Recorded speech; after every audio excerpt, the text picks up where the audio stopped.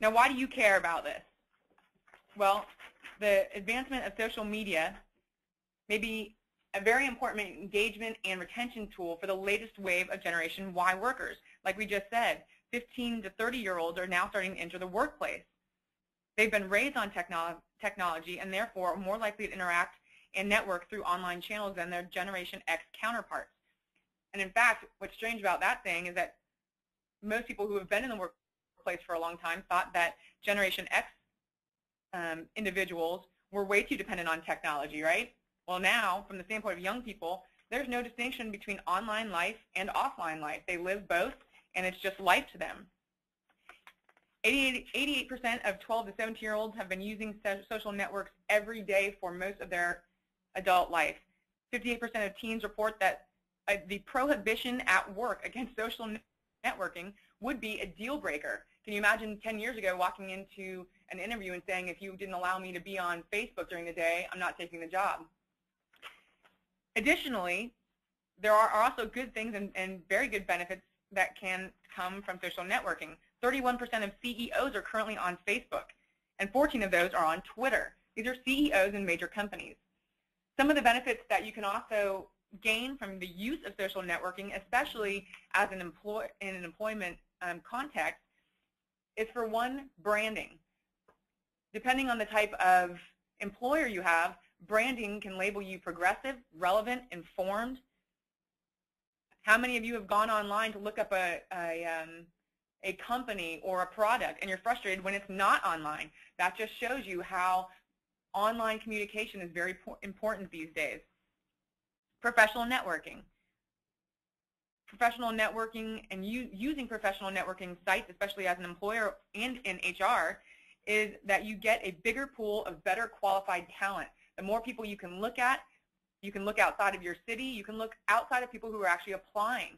And that way, your workforce increases, you have better work product and better thinking. You also have broader thinking from those people who have been using technology all their life. The use of social networking also provides employees with positive distraction during the day, as opposed to leaving the workplace and going outside or going online or going to the store. Employee engagement can also be increased if social networking is allowed, or decreased if it's banned. This leads to, again, more employee engagement. And in that context, it's more of a, if you're going to have your employees use social networking on the employer's behalf, such as to profile for new employees. One of the best examples for the use of social media for a product is Coca-Cola. This is the best known product in the world. Coca-Cola was introduced in 1886, and they've been able to modify with the times and keep current. This is a Facebook posting for Coca-Cola Company, and you can, as you can see, they're using Facebook to promote coupons, contests, jobs, and their philanthropical adventures throughout the world. This is one of the reasons why Coca-Cola is one of the best known products in the world. In fact, if you go on to Facebook, you can become a fan of Coca-Cola, and they'll just automatically send you updates on what they're doing. A lot of progressive companies are moving towards Facebook, and in fact, if you look them up online, there'll be a little panel to the right that says, see us on Facebook, see us on Twitter, see our blogs. These companies are using those things, so if you are in HR or an executive for a company that has a product, it's definitely an important avenue for you to consider. These days, many people actually search for their jobs online. In fact, many of you have probably searched for your job online. And this presentation is actually going to be broken down into pre-hiring and screening processes and post-hiring and termination, because there are aspects that are used in both contexts of social networking. Companies are leveraging their social media to reach large networks of potential candidates quickly and efficiently, as we previously discussed. And you can post job postings to almost any area on the internet, and it will be seen by millions of viewers. In fact, you look here who's hiring. Ford & Harrison is hiring. We're looking for bright and experienced attorneys for several offices. We're also using Facebook to promote our firm, and so that people who have employment and labor law questions can go to the website. They can download a whole bunch of information and articles on what we're doing. Look who else is promoting. The primary group. Primary group is online. You can even look at who's profiles are being looked at the most at the primary group, and it gives a good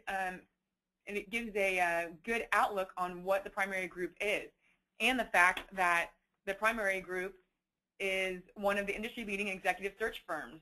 Anyone that's looking for a job would see this posting and be interested. And in fact, because they're on LinkedIn, somebody could just upload their profile to this company, and the company would have immediate access to them. Some of the other benefits to social networking media is that as of June of 2009, 45% of employers were actually using social networking sites to screen potential employees. That's compared to only 22% in 2008. Many employers, 11% of those polled, plan to start using social networking sites for that screening process. And of those that conduct background searches, employers say that 29% are using Facebook to do their background searches, 26% are using LinkedIn, and 21% are using MySpace. 1 in 10 search blogs are actually following candidates on Twitter. And additionally, 16% of the workforce have used similar social networking sites as part of their job search. And in fact, the elimination of having to walk job to job and door to door and send your handwritten resume in has created an entire workforce of people who are constantly looking for something better. So even if you are not necessarily looking for a job, you can use these profiles to search for better opportunities. And that's why it's important for employers to also stay in touch.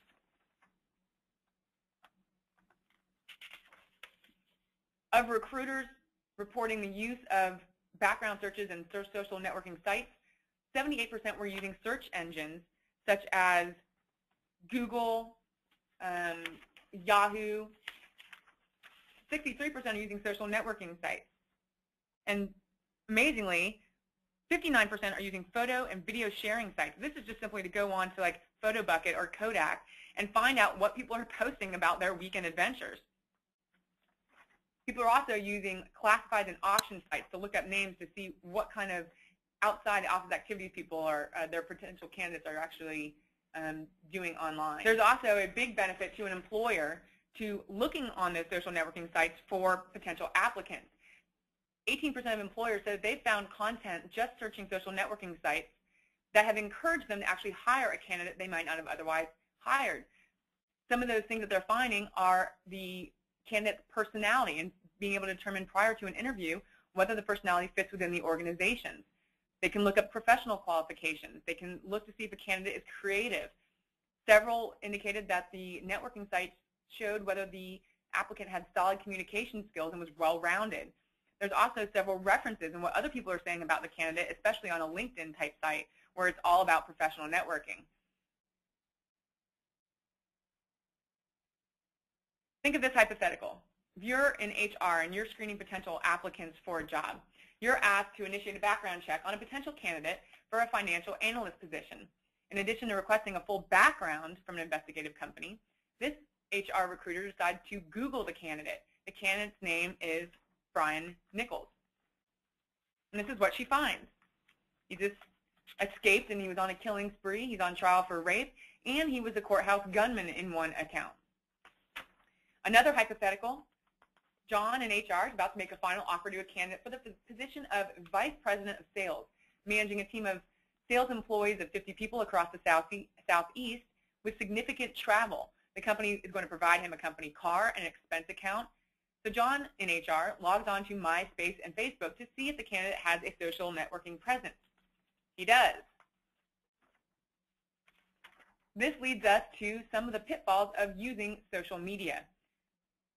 The vast majority of U.S. recruiters and HR professionals report that they are somewhat to very concerned about the accuracy of online reputational information. And 90% report a practice of verifying authenticity. In fact, that should be 100%. If you look up Shannon Kelly after this presentation, you will find that Shannon Kelly is a very popular adult film talent.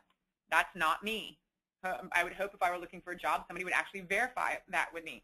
And verification can be something as simple as asking the employee, once you've gotten the information, indicating whether that's them searching birth dates, making sure that the timeline is right on the person's age.